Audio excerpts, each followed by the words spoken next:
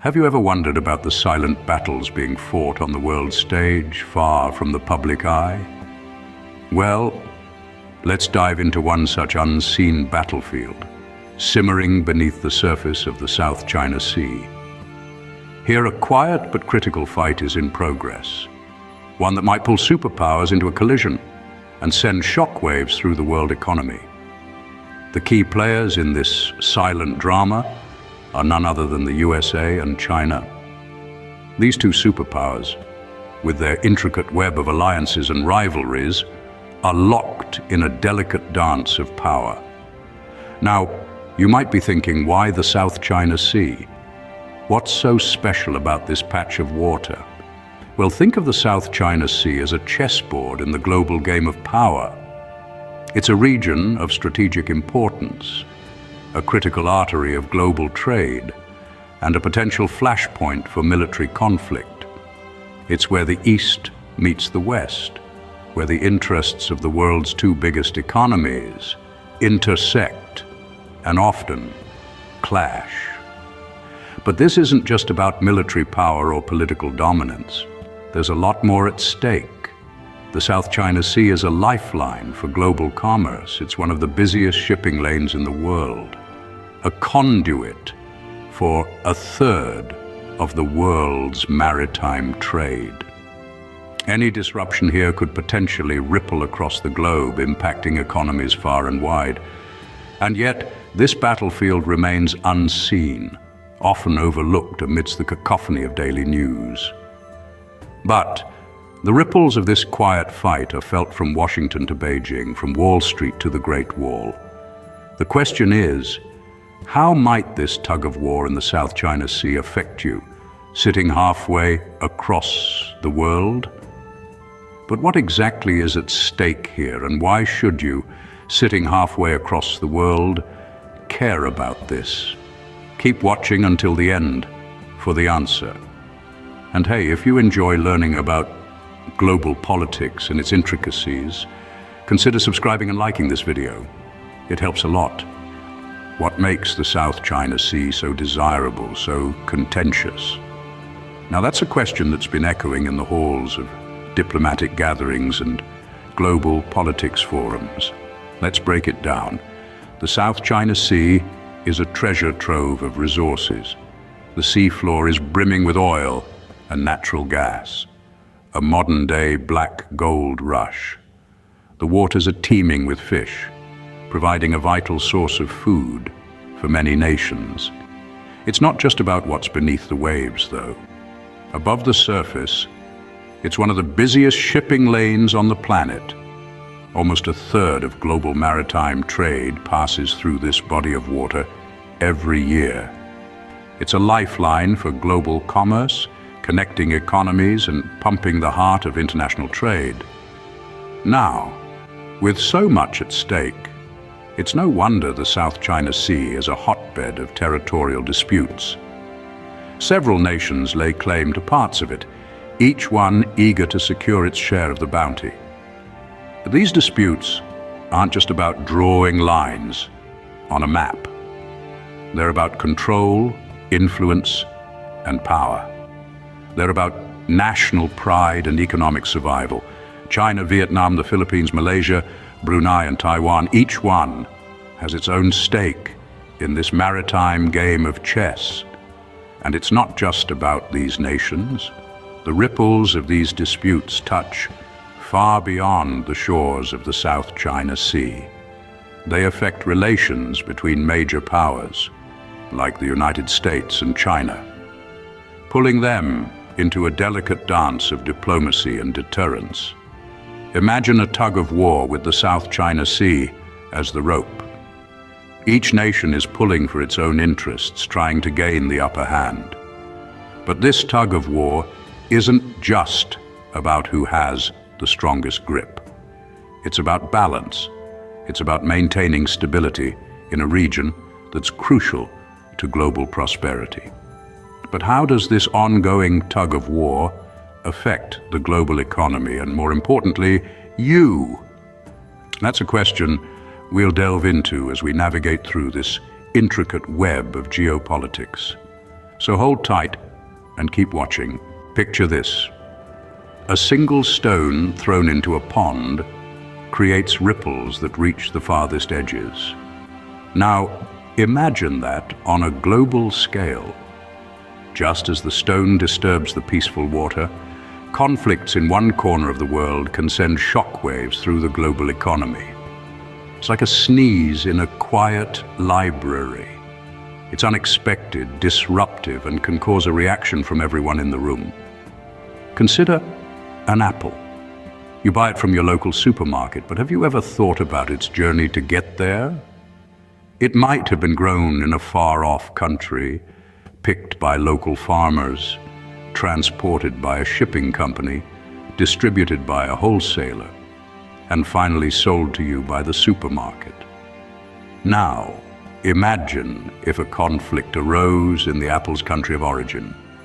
The farmers could be unable to work, disrupting the supply chain. The shipping company might have to reroute its vessels, increasing costs. The wholesaler might struggle to find alternate sources, driving the price up.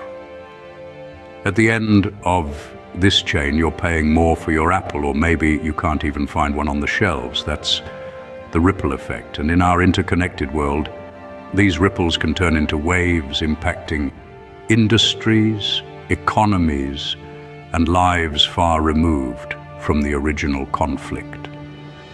So when we look at the South China Sea, a seemingly distant issue, the ripples are already being felt. Trade routes are being rerouted, military spending is increasing, and international relations are being strained.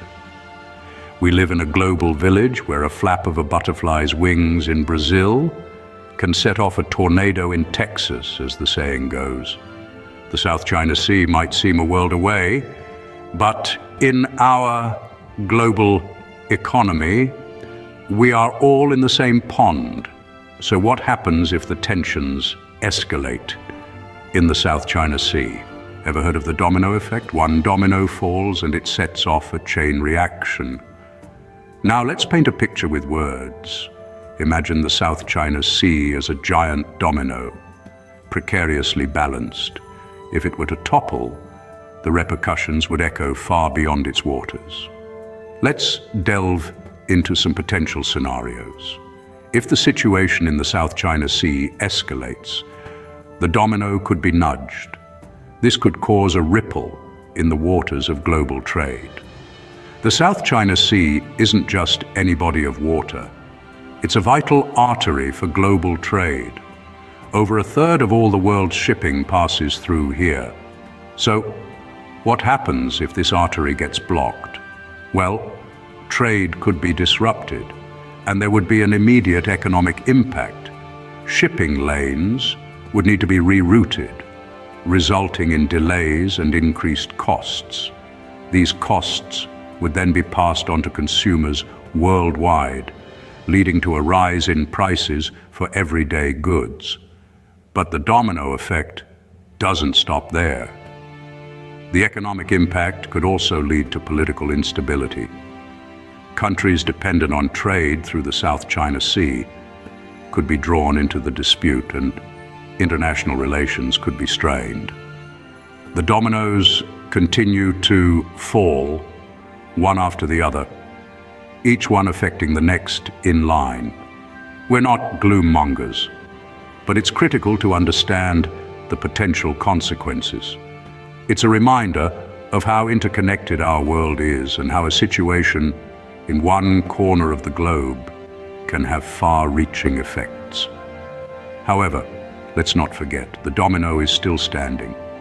It hasn't fallen yet. This means there's still time for diplomacy, negotiation, and compromise. It's not all doom and gloom.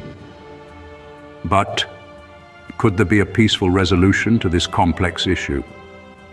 Well, keep watching as we explore potential solutions in the next segment. Remember, the domino hasn't fallen yet, and it's in our collective power to keep it standing. Is there a path to peace in the South China Sea that doesn't lead to economic turmoil? A conundrum indeed, but not an impossibility. As we navigate these stormy waters, we must remember that the key to resolving this quiet fight lies in diplomacy and adherence to international law. These two elements are the pillars of any peaceful resolution. Diplomacy, the art of negotiation and fostering mutual understanding, is crucial. It's not about who has the larger fleet or who can flex their muscles more. It's about sitting down at the table and working out a solution that respects the rights and interests of all parties involved. It's about understanding that no one nation can claim dominion over the seas, and that cooperation, not confrontation, will lead to prosperity. But diplomacy alone is not enough. It must be backed by the rule of international law. The United Nations Convention on the Law of the Sea, or UNCLOS, provides a legal framework for the use and conservation of the world's oceans and their resources. It sets out the legal obligations of nations in their conduct at sea, and it provides mechanisms for dispute resolution. Adherence to this international law can pave the way for a peaceful and equitable solution. And now to answer the question we left unanswered in the first scene. Can a conflict in the South China Sea trigger a global economic downturn? Yes, it can. But it doesn't have to. By choosing the path of diplomacy and international law, we can transform this potential crisis into an opportunity for cooperation and mutual growth. The world of geopolitics is like a giant chessboard, each move affecting the entire game. So keep asking, keep learning, and most importantly, keep wondering. And don't forget to subscribe for more amazing content like this. Until next time. Don't miss out on future explorations and discoveries. Hit subscribe and ring the bell to stay updated with our new content. Your journey of wonder continues with every video. Stay connected and engaged on social media. Continue the conversation, follow us. Thank you for being a part of the Have You Ever Wondered community. Keep wondering, keep discovering. Until next time.